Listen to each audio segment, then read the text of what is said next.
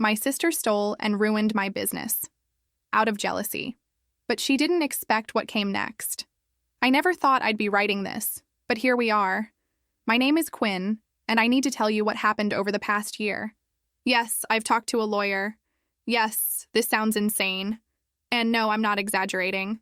I'm 32, and I've spent the last decade working 3 jobs to fund what my family called my sewing hobby. I'm a sustainable fashion designer, creating one-of-a-kind pieces from repurposed fabrics and natural dyes. Every piece is handmade, signed with embroidered labels. Getting here wasn't easy. I worked as a receptionist during the day, cleaned offices 3 evenings weekly, and waitressed weekends. Every spare penny went into professional equipment and materials. At night, I taught myself pattern making while everyone else slept. My family never understood. Every gathering was the same. When are you getting a real job? The worst part was the comparisons to my half-sister from my father's second marriage. She became a successful influencer with hundreds of thousands of followers, traveling constantly, living what looked like a perfect life. Every dinner became about her latest brand deal or trip. Meanwhile, I'd mention completing a challenging commission, and I'd get polite nods before conversation shifted back to her. But I kept going, slowly building a client base through social media. After years of saving, I finally launched my brand. I created my first collection of 20 pieces and found a vintage shop to host my launch event. The night arrived, and I was terrified and excited. Loyal clients showed up early, genuinely enthusiastic. Then my family arrived late. My father looked uncomfortable. My stepmother started taking performative photos. My half-sister strolled in 2 hours late, designer sunglasses indoors, phone in hand. She walked through slowly, barely looking. I watched her touch fabrics with just her fingertips. When she reached my lookbook about sustainable fashion, she skimmed it for maybe 10 seconds and laughed. "This is so you," she said, not meeting my eyes. "Very alternative, very niche." My stepmother jumped in. "It's charming. Very rustic. Like a farmer's market." My face burned. Rustic, alternative, niche. Not beautiful or impressive, just a cute hobby from the disappointing daughter. My father patted my shoulder. "Nice hobby, kid. But these trends pass. What's your backup plan?" I wanted to scream that sustainable fashion wasn't a trend, that I'd built actual skills while she just photographed herself. But I smiled. Thanked them for coming. The event ended well despite them. Several pieces sold. A local blog wanted to interview me, but I couldn't enjoy it because of the look in my half-sister's eyes when she examined my work. It wasn't just dismissal. It was something else that made my stomach twist. That night, alone in the empty shop surrounded by my creations, I cried frustrated, angry tears. I'd worked so hard, and I was proud of what I'd created, but my family would never see me as anything other than the girl playing with fabric scraps. I should have trusted that instinct, because what she saw that night wasn't my failure. It was an opportunity, and she was already planning how to take it. 3 months after launch, things were going well. I was getting regular commissions, my following was growing, and a local shop wanted to carry my pieces. I was exhausted but happy. My half-sister and I barely talked, which was fine. Then, one April afternoon, she suddenly asked to visit my studio. I'd finally upgraded from my bedroom to a small converted garage. She showed up acting unusually interested in everything. "This is so cool," she kept saying, walking around touching things. She asked about sourcing materials, creating patterns, my design process. She took photos of everything, saying she wanted to feature me on her stories, that her followers would love authentic artisan work. I was so desperate for family validation that I showed her everything. My sketches, pattern templates, specific techniques for natural dyeing, unique finishing touches, my whole philosophy about sustainable fashion. She nodded along, asked thoughtful questions, took more photos. When she left, she hugged me and said she was proud, that she'd been wrong to dismiss my work. I actually cried after she left because it felt like finally, someone in my family understood. That was mid-April. By June, everything collapsed. A client named Iris sent me a screenshot with just a question mark emoji. My stomach dropped before I even opened it. The screenshot showed a marketplace post featuring a dress that looked exactly like one of my designs. Not inspired by, exactly like. The caption read, "Introducing my new sustainable fashion line. Each piece tells a story through repurposed materials." The seller was my half-sister. I stared at my phone for 5 minutes. Then more messages flooded in, More screenshots. 5 different designs that were direct copies of my work. Not just concepts, but specific details I'd spent weeks perfecting.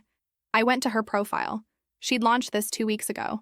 Post after post showcased her designs, all of which I immediately recognized. She'd copied parts of my mission statement word for word. The prices made me sick. She was selling them for a third of what I charged. The comments were full of praise. Her followers loved it. They were ordering, tagging friends. I called her immediately. Voicemail. I texted. Nothing. 20 agonizing minutes later. Can't talk now, in a meeting. What's up? You copied my designs. 3 dots appeared. Inspiration isn't a crime, lol. You can't own an aesthetic. Then, besides, I saw those patterns when I visited. They were just sitting there. You can't be mad that I used publicly available inspiration. One more message. If you're upset, maybe you should have moved faster. The sustainable fashion market is competitive. Not my fault I have better resources and reach. I called again. This time she answered, annoyed. You stole my work. Those are my designs. You photographed my patterns and had them manufactured. I was inspired by your work. That's how fashion works. You don't have a monopoly on sustainable clothing. You copied specific designs, even my mission statement. Oh, please. You're overreacting because you're jealous. I have the platform to actually make this work. You should thank me for bringing attention to sustainable fashion. Where are you getting these made? Pause. A production facility. Professionals, not some woman in her garage. That hurt. So you sent my patterns to a factory for cheap mass production. I sent inspiration to manufacturers who helped me refine designs for scalability. This is business, not art class. If you can't handle competition, maybe reconsider this industry. I showed you everything because you're family. And I appreciated the tour. Look, I have a call with an investor. Maybe we can talk later when you're less emotional. She hung up. I stood in my garage studio, surrounded by fabric and half-finished projects, feeling something cold settle inside me. She thought I was emotional. She thought I'd cry and complain. She thought I was just a hobbyist who couldn't handle real business.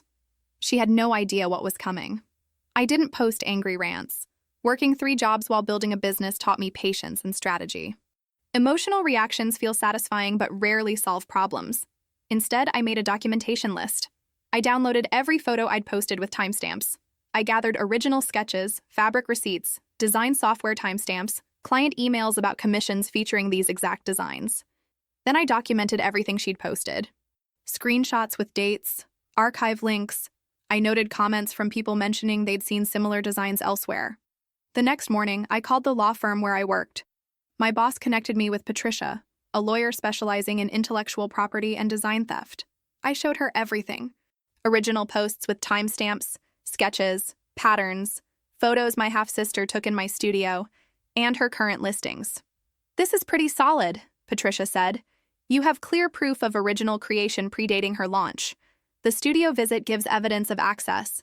The similarity is obvious, and you documented your unique techniques. So I can stop her? Legal action has limitations. These cases can be long and expensive, but there are other approaches. Has she registered trademarks? Copyrights? I doubt it. She launched 2 weeks ago. And you? I shook my head, embarrassed. Then let's start there. We'll register your brand, logo, and every design as copyrighted work. We'll document your techniques as trade secrets. We'll make sure legally you own everything. Over 2 weeks, we built an ironclad legal foundation. We registered my brand. We copyrighted every design with detailed construction documentation. We gathered client statements. We documented my entire creative process. I also discovered something chilling. She hadn't just copied existing designs. She'd copied patterns and sketches I hadn't made public yet. Designs I'd only shown her during the studio visit. She'd already produced several and was marketing them as coming soon. This was premeditated. The friendly visit, sudden interest, photos, all calculated theft. Here's my recommendation, Patricia said. Let her sell. Let her keep posting. Let her build inventory and make claims about this being her business. Meanwhile, we ensure every legal protection is in place. Then, when timing is right, we move. Why wait? Right now, minor infractions. Give her time for major ones. Let her invest in inventory. Let her make public claims about original designs. Bigger infringement, stronger case. It felt counterintuitive. Watching her sell my work daily burned. But I trusted Patricia's experience. I kept running my business normally, taking commissions, posting work. When people asked about her line or if we'd collaborated, I gave vague responses. We're family, so she's seen my work. Nothing accusatory, just facts. Meanwhile, she dug deeper. Interviews with fashion magazines, posts about her design philosophy, targeted ads. She even accepted pre-orders for future collections based on my stolen, unreleased patterns. Every post, interview, advertisement, I documented systematically. Sometimes I'd laugh darkly at her confidence claiming these as her vision. 3 months after her launch, Patricia called. She signed a deal with a boutique chain. They're carrying her pieces in 15 locations. The press release says she's the designer and creator. My stomach twisted. That's bad, right? That means she just made this a much bigger legal deal. I think it's time we showed her exactly what kind of mistake she made. Are you ready? I looked around my studio at pieces I'd created with my own hands.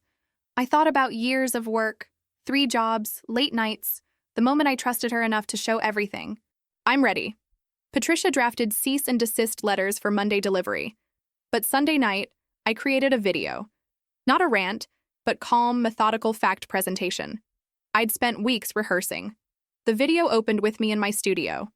Hi, I'm Quinn. I need to tell you about intellectual property theft, and I need to show receipts. Then I methodically walked through everything. Original sketches with timestamps from years ago. Social media posts showcasing techniques and designs, all dated. Photos of client pieces with testimony. Photos my half-sister took during her visit. Then her website and social media. Side-by-side comparisons. My dress from 2 years ago next to hers from 3 months ago. Identical. My unique sleeve construction, specific hem techniques, signature finishing, all in her pieces. I showed screenshots of her claims about being the designer. Interview quotes about her creative process. Then my copyright registrations, all dated before her launch. I'm not making this to shame anyone. I'm making it because small creators need to know they have rights. When someone steals your work, profits from your creativity, you're allowed to protect yourself. You're allowed to say, this is mine, and you took it. I posted at 8 p.m. Sunday. Tagged no one. 2,000 views by midnight. 10,000 by morning. By Monday afternoon when Patricia's letters were delivered, 300,000 views and climbing. My phone exploded. Messages from clients, friends, other designers. News outlets requesting interviews. Thousands of furious comments supporting me. Real chaos started around 2 p.m. when the boutique chain released a statement. We've been made aware of intellectual property concerns. We're suspending this partnership pending investigation. We don't support design theft. My half-sister posted frantically, there seems to be confusion. All my work is original and inspired by various sources as is normal in fashion. Any similarities are purely coincidental. Comments were brutal. Coincidental? Did you watch her video? Those are exact copies. She deleted it within an hour and posted new. I'm consulting with my legal team about these false accusations. I won't be bullied by jealous competitors. That's when other designers came forward. 3 posted comparison videos showing designs they'd made that appeared in her line after interacting with her. She'd been doing this systematically. By Tuesday morning, major publications picked it up. Influencer accused of systematic design theft. Copyright infringement scandal rocks sustainable fashion launch. My father called Tuesday afternoon. What the hell is going on? Your sister is hysterical. She says you're destroying her business. She stole my designs. I have copyright registrations and documentation. I showed her my studio in confidence, and she photographed everything to copy. So you humiliate her publicly? You couldn't handle this privately? I tried building my business legitimately. She stole my work and profited. I protected what's mine. She's family. So am I said quietly. But that didn't stop her. And it won't stop me from defending my work. I hung up. My stepmother sent long texts about tearing the family apart, being vindictive, jealous of her daughter's success. I didn't respond. By Wednesday, the manufacturer ceased production. Her website went dark. Social media posts disappeared, though people had archived everything. Patricia called Wednesday night. They want to settle. Her lawyers reached out, willing to acknowledge infringement, make public apology, discuss financial compensation. I should have felt victorious. Mostly, I just felt tired. What do you want? Patricia asked. I looked at a half-finished dress on my table. This was what I loved, creating. not fighting. I want to make sure she can never do this again. To me or anyone. What do we need? Let me make calls. I think we can make this very expensive for her in ways that matter. Settlement negotiations took 2 weeks. Her lawyers tried every angle. Design's too common, she'd made changes, fashion inspiration isn't theft. I was vindictive over family issues. Patricia dismantled everything with documentation and testimonies from 3 other copied designers. But what destroyed their position wasn't just legal. Once my story went viral, people started digging. Journalists investigated her influencer career and found patterns of questionable authenticity. Sponsored posts claiming she loved products she'd criticized. Luxury trips that were paid promotions she'd failed to disclose. Photos claimed as exotic locations that were local studios. None illegal, but painting a picture of someone whose entire presence was constructed artifice. The theft wasn't isolated. It was part of a pattern. Brands started dropping her. Sponsored posts disappeared. Her follower count dropped from 600,000 to 400,000 in 3 weeks. The real damage was behind the scenes. The boutique deal included a substantial advance she'd already spent. When it fell through, she owed that back. The manufacturer demanded payment for completed production. Pre-orders she couldn't fulfill opened her to fraud complaints. Her influencer career, built on success appearance, was financially a house of cards. The fashion line was supposed to be her pivot into actual business ownership. Instead, it exposed her and cost everything. 3 weeks after my video, she posted a public apology. Real, written by lawyers but forced by circumstances. After extensive review, I acknowledge I used designs, patterns, and techniques belonging to another designer without permission. This was wrong. I violated copyright law and trust of customers who believed they were buying original designs. This wasn't isolated, and my behavior hurt multiple small creators. I'm ceasing all fashion line operations immediately, issuing full refunds. I apologize to everyone I deceived. Comments were mostly too little, too late. The settlement included key provisions, financial damages, my legal fees, destruction of all remaining inventory, never using my designs, techniques, or brand identity, a signed statement admitting theft. The money mattered less than the admission. I needed it legally binding that she'd stolen. Not inspired. Stolen. But I also requested something unusual. Part of the settlement required a recorded interview, mediated by lawyers, where she explained what she did and why. I wanted to hear her say it. The interview happened in Patricia's conference room. My half-sister looked awful. Weight lost, dark circles, no polish. Just a tired, defeated woman. Why? I asked. Long silence. Because I was desperate. My follower count plateaued. Engagement dropped. I needed something new. Authentic, but I'd never created anything myself. Everything about my presence was borrowed or curated from others' ideas. So you took mine. I saw your work at the launch and hated how much I admired it. You'd made something real. You had actual skills. I had nothing except a camera and making my life look better than it was. She looked at me. When you invited me to your studio, I saw opportunity. Small enough no one would notice. Family, so you wouldn't suspect. And I thought with my platform, I could make your design successful in ways you never could. You thought you were helping? No. I thought I was smart enough to get away with it. I thought more followers meant better at business. I thought you'd never fight back because you'd always been quiet and accommodating. That hurt because she was right. I'm sorry, she continued.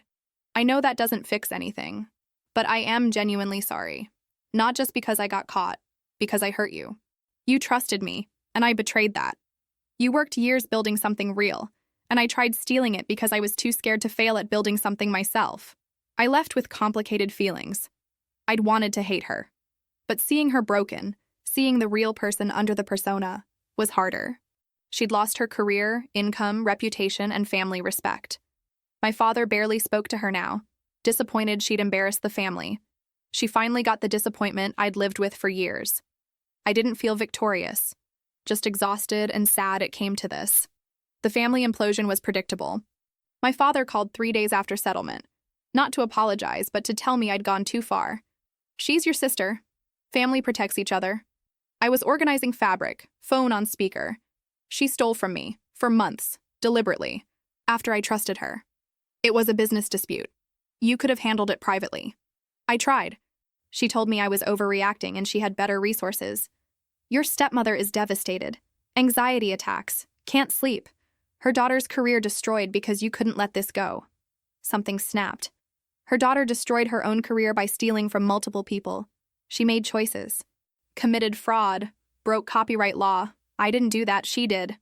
You made it public. Humiliated her in front of millions. I documented facts. Showed evidence. Protected my intellectual property. I picked up my phone. Dad, when was the last time you asked about my work? Not to criticize, but actually learn what I do? Silence. When was my last show? What's my brand called? Name one technique I specialize in. More silence. That's what I thought. I have a commission deadline. I hung up. My stepmother sent increasingly hostile texts. I read the first few, then stopped. The message that made me block her. You may have won legally, but you've lost your family. Was it worth it? I stared at that message. Was it worth it? I'd protected my work, stood up for myself, but the cost was losing what little family connection I'd had. Except I realized I hadn't really lost anything. You can't lose something you never had. My stepmother was never a mother to me. My father remarried when I was a teenager and started a new family I was adjacent to, but never fully part of. My half-sister and I were never close.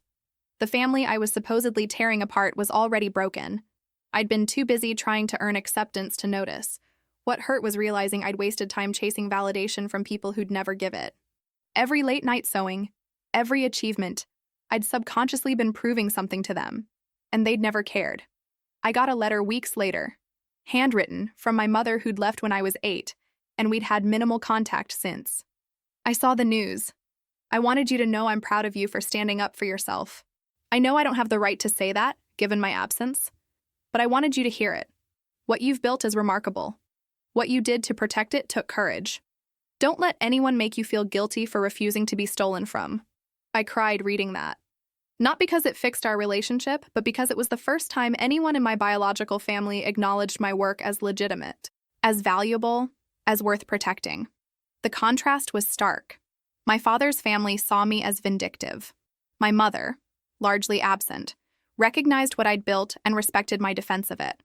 I started therapy that month. Not because I was falling apart, but because I needed help processing everything.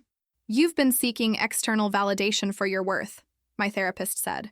First from your father and family, then from clients and social media. But your worth isn't dependent on anyone's recognition. I know that intellectually. But do you believe it? Everything suggests you've been trying to prove yourself to people who were never going to see you clearly. She was right. I'd been on an achievement treadmill, thinking if I just worked harder, eventually my family would see me as equal. But they'd already decided who was valuable, and no amount of success would change that. My clients didn't need me to prove anything. Other designers respected my skills. Friends valued me for who I was. The only people needing me to be different were people whose opinions shouldn't have mattered. That realization was freeing and painful. It meant letting go of hope I'd carried since childhood. That someday, my father would look at me with pride. That someday, I'd be enough. I had to accept someday wasn't coming. More importantly, I didn't need it. I was already enough, just not for them. And that was okay. The settlement money was substantial, but not life-changing. After fees and taxes, I had 6 months' expenses and better equipment, but the real windfall was opportunity. My video went viral. I'd become respected in the sustainable fashion community. Publications wanted interviews. Other designers asked for advice. Universities invited me to speak to students. It was overwhelming. I'd imagined recognition coming from perfect dresses, not from publicly defending myself. This felt backwards. You're looking at this wrong, my friend Viv said. You became visible because of theft. Sure, but people are staying because of your actual work. Look at your wait list. She was right. My wait list went from 2 months to 8. People weren't hiring me because of drama. They discovered my work through the video and genuinely loved it. I hired help for the first time. Part-time assistant named Dove, 23, fresh from fashion school. Training her reminded me how much knowledge I'd accumulated. The studio felt less lonely. Dove and I discussed projects, troubleshooted construction, experimented with techniques. She brought fresh perspectives and enthusiasm I'd lost. I also started saying no. Not every opportunity was right. Some interviews wanted to focus exclusively on drama. I declined. Some collaborations would require compromising values. I turned them down. Saying no felt powerful. For years, I'd taken every opportunity because I was desperate. Now I could be selective. Choose projects aligning with values. The textile cooperative workshops were incredibly fulfilling. Teaching people who genuinely wanted to learn natural dyeing reminded me why I loved this work. One student, a woman in her 50s, recently laid off from corporate, told me she'd always dreamed of doing something creative. Your story inspired me to stop waiting. If you could build this working 3 jobs, I can at least try. That stuck with me. I hadn't thought about my story that way, as inspiration. 6 months after settlement, a major department store buyer emailed. They wanted to know if I'd be interested in having pieces carried in their sustainable fashion section. My first instinct was immediate yes, but I made myself wait 24 hours. I talked it through with Viv, Dove, Patricia. What are your concerns? Patricia asked. Scale. Everything I make is essentially custom. That's part of the value. If I'm making pieces for major retail, how do I maintain that without burning out? What would it take for you to say yes? Control over production. Fair pricing. Realistic timelines. Freedom to walk away if it's not working. Then negotiate for that. You have leverage now. The negotiation was educational. They wanted exclusivity. I said no. They wanted certain volume. I countered with what I could realistically make. They wanted lower prices. I showed detailed breakdowns of costs. We reached an agreement that felt right. I'd provide a capsule collection of 20 pieces per quarter, all handmade or closely supervised, with full creative control and fair pricing. The first collection was deeply personal. Each piece incorporated techniques I'd spent years perfecting. Natural dyes from a local farm, carefully sourced deadstock fabrics. Every detail was intentional. When the collection launched, I felt something I hadn't in years. Uncomplicated pride. These pieces represented who I actually was as a designer. The collection sold out in 3 weeks. You know what this means, Dove said, grinning. They're going to want more. They're going to want faster and cheaper, and we're going to negotiate for what actually works. She laughed. Look at you setting boundaries. A year ago, I would have said yes to anything, desperate to prove myself.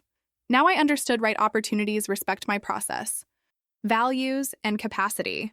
I was building something sustainable, not just environmentally, but in my life. I could create without destroying myself. I could say no to what didn't serve me. I could set boundaries and trust that people valuing my work would respect them. It had taken losing family to find myself. Bittersweet, but ultimately worth it. I hadn't spoken to my father or stepmother in 8 months when the email arrived. Quinn, your stepmother and I would like to have lunch to discuss the family situation. We think enough time has passed for productive conversation. Part of me wanted to delete it. Part was curious, and part still hoped they were reaching out to apologize. I showed my therapist. What do you want from this? She asked. I want them to see me, really see me. Not as the disappointing daughter, but as a person who built something real. And if they can't, then I'll know for sure where I stand. I agreed to lunch at a neutral restaurant. They were already there when I arrived. My father looked older. My stepmother wore less jewelry. After painful small talk, my father cleared his throat. We wanted to talk about everything. We've had time to reflect. We've both been seeing therapists. Some things have come to light we weren't ready to face. My stepmother took a sip of water. I recognize I showed favoritism toward my daughter. That wasn't fair. You were part of the family, and I didn't treat you that way. Why tell me this now? Because we want to try repairing our relationship, my father said. We've lost one daughter. We don't want to lose you too. There it was. My half-sister had cut them off after settlement. Angry they hadn't protected her. They'd lost the daughter they'd centered attention on. What happened with her? She's struggling, moved across the country, changed her name, doesn't return our calls. When she does, she blames us for not stopping you, stopping me from protecting my intellectual property. We know she was wrong, my father said. In therapy, we've had to confront that we enabled her behavior. We taught her that success and image mattered more than integrity. My stepmother was crying quietly. I loved her so much I couldn't see her clearly. I made excuses for everything. When she stole from you, I blamed you for making it public. I couldn't accept my daughter was capable of something so deliberately wrong. And now? Now she's gone and won't speak to us, and I have to live with knowing I helped create someone who hurt people. I'm not asking you to forgive her. I'm asking if there's any possibility you could forgive us. I didn't have an answer ready, But 8 months of therapy didn't erase years of dismissal. I appreciate this acknowledgement, but I've spent my life trying to get you to see me as valuable, and you only showed up after losing the daughter you actually wanted. My father flinched. That's not true. When's my birthday? When did I launch my business? What's my brand called? He couldn't answer. My birthday is May 17th. I launched 2 years ago. It's called Threadwork. I specialize in natural plant-based dyes. I learned all that working 3 jobs because you told me I needed a real career. My stepmother cried harder. I'm not trying to be cruel, but I need you to understand. You didn't just dismiss my work. You dismissed me, for years. Now you want to repair things because the daughter you invested attention in is gone. What do we do? My father asked, genuinely lost. I don't know if you can fix this, but if you want to try, it has to be about actually getting to know me, not family obligation or guilt. Genuinely caring who I am and what I've built. We can do that. Then start by learning about my work. Come to my studio. Not to judge, but to see and understand. Ask questions because you care. Show up without making it about her or family drama. They nodded. And understand this takes time. You can't undo years with lunch and therapy. I'm willing to try, but I need to protect myself. We understand. Thank you for even being willing. When we parted, my father hugged me. I'm proud of you. I should have said that years ago. I drove back with complicated emotions. One lunch didn't fix everything, but it was something. Time would tell if they could actually change. Either way, I was okay. I'd built a life I loved. If they could genuinely join it, I'd be open. But I didn't need them anymore. And that made all the difference. My father showed up to the studio 2 weeks after lunch. He called ahead asking when would be convenient, which itself was miraculous. He arrived looking uncertain, but making effort. This is it, I said. Dove was at the sewing machine. My work table was covered with fabric swatches. He walked slowly through, looking at everything. He stopped at the wall with photos of completed pieces alongside original sketches. You made all of these? Everyone. How long does it take? Simple blouse might be 8 to 12 hours. Fully lined jacket could be 40 hours or more, plus sourcing, pattern making, fitting sessions. And people pay for this? They pay fair prices reflecting time, skill, and sustainable materials. My pieces last years, sometimes decades. Fast fashion falls apart in months. He nodded. I never understood the difference before. He moved to the dyeing station. What's all this? Natural dye materials. I make most dyes using plants and minerals instead of synthetic chemicals. I showed him fabric samples in different shades. For the first time in memory, he listened without interrupting. When Dove finished her hem, he complimented her work. Can I see how you actually make something? I showed him a commission I was starting. Consultation notes, chosen fabric, the sketch. Then pattern making, explaining how I adapted patterns to each person's measurements. This is engineering, he said, surprised. Fashion is applied geometry and physics. Technical work requiring precision. I never knew. I always thought it was just artistic intuition. There's artistry, but it's built on technical skill. Like architecture. Something shifted in his face. My father was a civil engineer. I should have made that connection. Should have understood what you do requires the same systematic thinking I use. Why didn't you? He was quiet. Because I was looking for you to follow a traditional path. When you chose something different, I dismissed it instead of trying to understand. He touched a fabric sample. I failed you. As a parent, I failed to see you for who you are. Yeah, you did. I'm sorry. 2 words I'd waited years to hear. We talked another hour. He asked about business model, pricing, marketing, engineer questions, but showing genuine interest. My stepmother visited separately a week later. She brought coffee, a small gesture showing she'd thought ahead. I wanted to see where you work. We sat in the consultation area. She looked around. I owe you a more specific apology. I was threatened by you. Not consciously, but looking back, I see it clearly. You were your father's daughter from his first marriage. You reminded him of his life before me, and you were so competent. You didn't need me, so I told myself you didn't want relationship with me. You made that a self-fulfilling prophecy. I know. And I poured energy into my daughter, partly genuine love and partly because I could control that relationship. Really, I was raising her to need me, depend on my validation. She looked down. The therapist helped me see I did to her what my mother did to me. Made her dependent on external approval instead of teaching her to find worth in herself. That's heavy. And I have to live with knowing my parenting contributed to her making choices that hurt people. That hurt you. She met my eyes. I'm not asking you to forgive her. I'm asking you to understand I'm trying to do better. I showed her around. She asked different questions, more focused on creative process. She stayed almost 2 hours. Before leaving, she asked if she could commission a piece. Not a sympathy purchase, but because I genuinely love what you make. Over next months, they both made efforts, small but consistent. My father came twice more. My stepmother kept her consultation, commissioned a jacket. They started following my business social media and actually engaging. My father shared an article I'd featured in. My stepmother left genuine review. It wasn't fairy tale reconciliation, still awkward moments, but something was different. They were seeing me. 4 months after that first lunch, my father called about a grant opportunity for sustainable small businesses. I know you don't need me to solve problems, but I saw this and wanted to pass it along.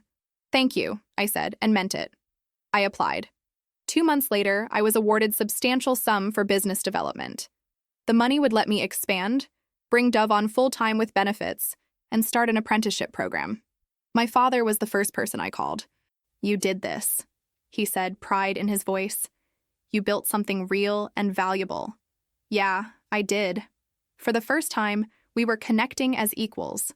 It had taken losing almost everything to get here, but we'd arrived at something genuine. We were building something new, brick by careful brick, and that was enough. The message came through social media on a random Tuesday, almost exactly 1 year after everything exploded. It was from my half-sister. A new account, but the message made it clear who it was. Hi.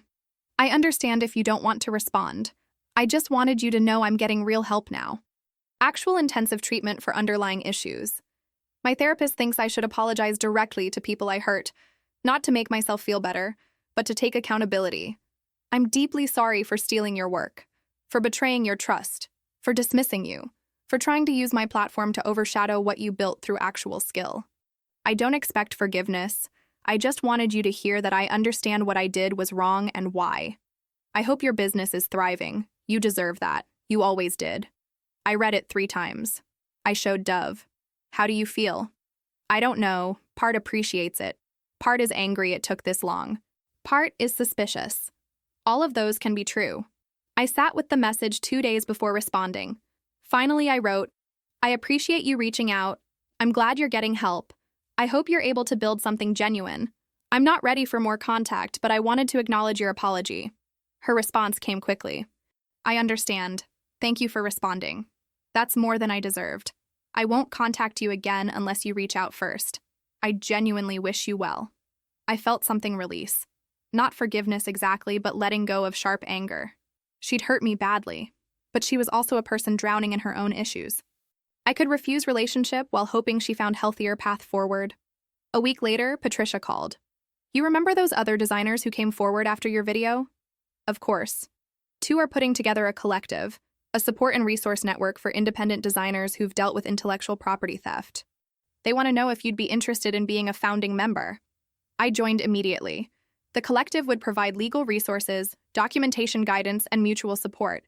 We'd share best practices, connect people with lawyers, and advocate for better protections. Helping other designers protect their work felt like turning painful experience into something useful. We held monthly meetings and started a resource library. One designer, an embroidery artist in her 60s, cried during meeting. I thought I was too small to matter.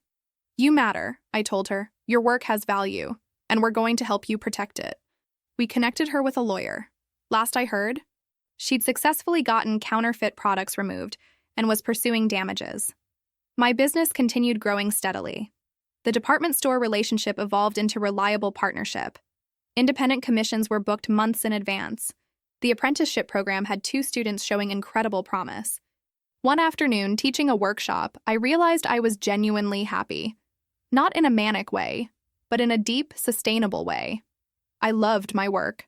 I had healthy relationships with people who valued me. The version of me from 2 years ago, desperate for family approval, felt like a different person. She'd been so focused on external validation that she'd lost sight of why she loved this work. I still thought about my half-sister sometimes, wondered if she was okay, if therapy was helping. I didn't wish her harm. I hoped she found peace. But I also didn't need to know. Her journey was hers. Mine was mine. My father had started joining me for dinner once a month. We'd talk about work.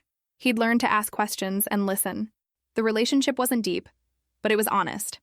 My stepmother had commissioned more pieces and become an advocate in her social circles.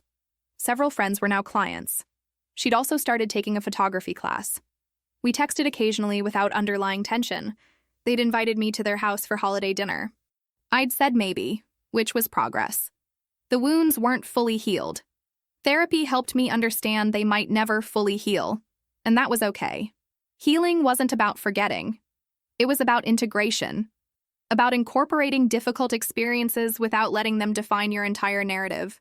I was more than the daughter who wasn't valued, more than the designer whose work was stolen, more than family drama or legal battle or success. I was Quinn, a self-taught designer, a teacher, a business owner, a person who'd learned to value herself even when others didn't. The rest was just details. The invitation came 18 months after settlement.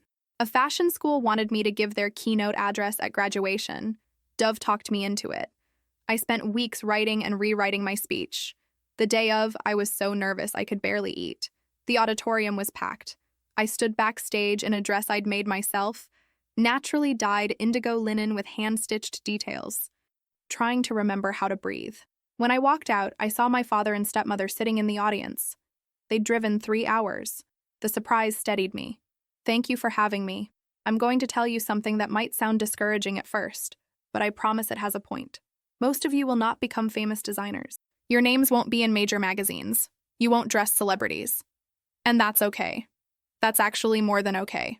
I talked about my journey, working 3 jobs while teaching myself, building business slowly, choosing sustainability over profit, learning to value my work even when family dismissed it. Then I talked about the theft as practical lesson about protecting intellectual property, copyright registration, documentation, cease and desist letters. But here's what I want you to really hear. The theft was terrible. The legal battle was exhausting, but neither defined my career. They were obstacles I overcame, not the core of my story. The core is that I love what I do. I love taking raw materials and transforming them. I love collaborating with clients. I love teaching. That's the work. The rest is just noise. I talked about finding your values, about boundaries, about the difference between external validation and internal worth. You're going to face challenges. People will steal from you, copy your work. Companies will pressure you to compromise values. Family might not understand. You'll doubt yourself, wonder if you're good enough. I paused. In those moments, remember why you started. Remember what you love about creating. Remember you have the right to protect your work, to set boundaries, to build career on your own terms. Success looks different for everyone. For me, it's a small studio where I make clothes I'm proud of with people I care about. That might not look impressive to everyone, but it's exactly what I wanted to build. The applause was overwhelming. During reception, students came to talk. They asked about process, business model, legal case. One young woman said, "I've been feeling like a failure because I want to do small batch custom work instead of big fashion houses. Hearing you talk about choosing that path really helped. Small batch custom work is legitimate career. Don't let anyone make you feel it's less valuable." My father found me, looking emotional. That was beautiful. I'm sorry I didn't see it sooner. I know, I said. We'd talked about this. He'd done the work. I told some colleagues about your work. 3 want to commission pieces. I hope that's okay. That's okay. Thank you. My stepmother approached. I brought people from my book club I thought might be interested. It's not, I said, and meant it. Driving home, I thought about how far I'd come, not just in business success or family reconciliation, but in understanding who I was and what I valued. 2 years ago, I would have measured that day by whether my father seemed proud. Now I measured differently. Had I shared useful information, encouraged students, represented my values authentically? Yes, and that was what mattered. When I got home, there was a package. Inside was a handwritten note and a small ceramic bowl. From my half-sister. I've been learning ceramics in therapy. It's helping me understand creating something from scratch, putting in actual work. I made this bowl. It's not perfect, but it's mine. I wanted you to have it as thank you. Not for forgiving me, but for standing up for yourself. Watching you defend your work taught me something I needed to learn. That real value comes from what you create, not what you take. You don't need to respond. The bowl was simple, slightly lopsided, glazed in soft green. I could see thumbprints in clay. Clearly beginner work, but something genuine. I put it on my desk. Not as forgiveness, but as acknowledgement. We'd both been changed. Whether we'd ever have relationship again, I didn't know. Probably not. But I could acknowledge her growth without being part of it. I could hold complicated truths. She'd hurt me, and she was working on herself. Those coexisted. That night, I posted a photo of the keynote. Caption was simple. Remember why you started. Protect what you build. Success is personal. I had a commission to finish. A bride waiting for her dress. Work that mattered, work I loved, work that was entirely my own. The rest was just details. It's been 2 years since everything exploded. 2 years since I posted that video. 2 years since I fought back and won. Sometimes it feels like a lifetime ago. Sometimes like yesterday. I'm sitting in my studio right now. What used to be just me in a converted garage is now proper workshop, with 3 sewing stations, professional equipment, organized storage, and natural light. Dove is full-time with benefits. We've got 2 apprentices, both incredibly talented. The work hasn't gotten easier, but it's gotten more sustainable. I'm not staying up until midnight desperately finishing commissions. I'm running a real business with systems and boundaries. I still take custom commissions, but I'm selective. I still work with the department store. And I've started licensing patterns to other designers through the collective. My relationship with my father has found comfortable distance. We have dinner once a month. He's learned about my work and genuinely respects it. We don't talk about the past much, but we have a present that works. My stepmother has become an unexpected advocate. She gives talks at her social club about sustainable fashion. Several friends are now clients. We're not close, but we're cordial. As for my half-sister, we've had no direct contact since the bowl. From what I can gather, she's working at a ceramics studio and taking business classes. She doesn't claim to be an artist or entrepreneur, just learning and working, which seems healthy. I don't think about her much anymore. The anger has faded into distant sadness for the relationship we could have had. But I've stopped waiting for family dynamics to change. I've built my own support system. The collective has grown to over 200 members across multiple countries. We've helped dozens of creators protect intellectual property. It's become one of the most fulfilling aspects of my work. I've learned things I wish I'd known earlier. That protecting your work isn't vindictive. It's necessary. That setting boundaries doesn't make you difficult, it makes you sustainable. That success isn't about proving yourself to people who've decided not to see you. That sometimes the family you're born into isn't capable of valuing you. And that's not a reflection of your worth. That building a life you actually want is more important than building a life that looks impressive. Most importantly, I've learned to trust myself. To trust my skills, instincts, judgment. For years, I second-guessed everything. Now I know I'm good at what I do. I know my work has value. I know I can handle challenges. That confidence didn't come from legal victory. It came from continuing to create, continuing to build, continuing to choose my values. It came from seeing clients wear pieces I made and feel beautiful. From teaching apprentices. From knowing I built this with my own hands and nobody can take that. Sometimes people ask if I regret how everything happened. If I wish I'd kept it private, maintained family peace. The answer is complicated. I regret that it happened. I regret that someone I trusted violated that trust. I regret the months of stress. Those things were hard, but I don't regret defending myself. I don't regret protecting my work. I don't regret refusing to be quiet when someone was actively stealing from me. Standing up for myself was the right choice, even though it cost me. I'm looking around my studio now at the work in progress, at evidence of years of refusing to quit. This is mine. I made this. Not by stealing or shortcuts, but through actual work and dedication. My half-sister tried to take it. My family tried to diminish it. Critics tried to dismiss it. And it's still here because I protected it. Because I valued it enough to fight. Because I finally learned my work deserved protection and I deserved respect. I'm 34 now. I run a sustainable fashion studio. I'm part of a collective helping other creators. I have a relationship with my father that's honest even if not deep. I have friends who value me. I have work I love. More than that, I have peace. Not the kind where everything is perfect, but the kind where you know who you are and what you stand for. Where you can look at your life and recognize it as yours. The commission I'm working on today is for a woman celebrating her 50th birthday. She wants a dress that makes her feel powerful and beautiful. I've been working on design for weeks, using organic silk and natural plant dyes. This is what I love. This moment of creation. Taking someone's vision and turning it into reality through skill and care. Every stitch is intentional. Every choice is deliberate. This dress will last her years, maybe decades. She'll wear it and feel confident. That's the kind of legacy I'm building. Not fame, but tangible objects that carry meaning and last. I'm building something sustainable, not just in terms of business, but in terms of my life.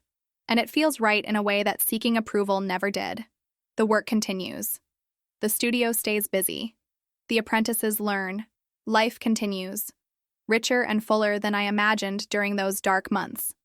I'm exactly where I need to be, doing exactly what I love, surrounded by people who value me. And I wouldn't change a thing.